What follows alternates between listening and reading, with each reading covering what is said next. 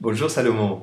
Bonjour Benoît. Donc on a parlé du cadre, du contrat thérapeutique, pardon, qui sont donc le cadre et l'objectif, quelque chose qui est un concept important en analyse transactionnelle.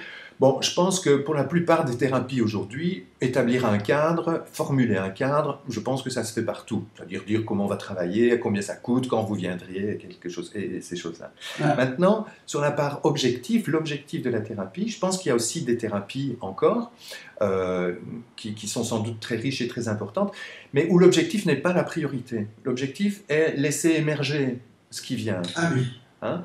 oui, tout à fait. Et je me dis, mais tiens, c'est aussi un objectif du thérapeute, ça, non? De laisser émerger pour que la personne, à un moment donné, aille mieux quand même. Sauf que là, je dirais que ça n'a pas vraiment le statut d'un objectif, mais d'une espérance dans le chef du thérapeute. C'est bien légitime, on aimerait que les gens soient heureux autour de nous, et si on fait le métier de thérapeute, c'est avec l'idée que je peux peut-être les aider à être plus heureux. Donc c'est une espérance, un souhait, c'est plus ou moins une vocation, c'est plus ou moins ma mission sur Terre. Mais en tout cas, ça fait partie de ce qu'il y a dans le cœur et dans l'esprit, je crois, tous les thérapeutes, d'espérer que les gens iront mieux après.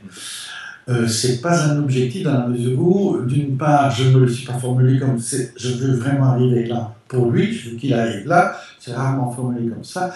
Et surtout, s'il n'y a pas de contrat, on ne s'est pas mis d'accord que c'est pour ça qu'on est. Donc ça n'a pas vraiment statut d'objectif, mais de souhait d'espérance dans le cœur du thérapeute. En soi, il n'y a rien de mal à ça d'ailleurs. Mhm. D'accord. Mais donc, en fait, on pourrait imaginer aussi des thérapies où on laisse émerger, on n'a pas besoin d'objectifs particuliers parce que on laisse faire ce qui se fait là dans le moment, dans le présent. Et peut-être que même le thérapeute n'aurait pas non plus d'objectif.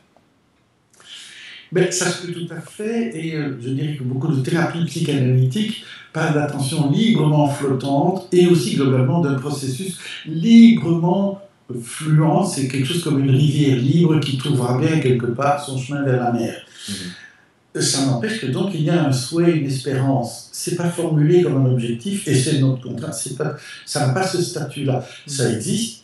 Et c'est, je dirais, une sorte de base de toute espèce d'alliance interhumaine. On espère qu'on sera content de se parler, nous deux, quoi.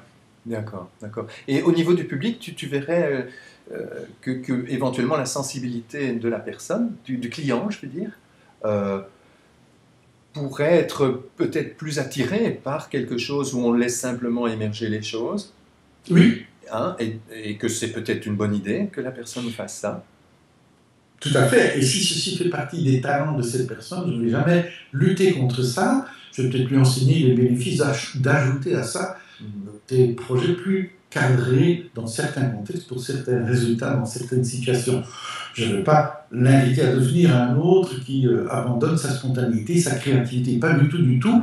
Mais pour le résultat de ce qu'il cherche, peut-être qu'il sera utile que, ici, maintenant, on va faire comme ça. De même, quand on fait venir le plombier chez soi, ça peut être une maison très artistique, avec plein d'enfants qui jouent partout.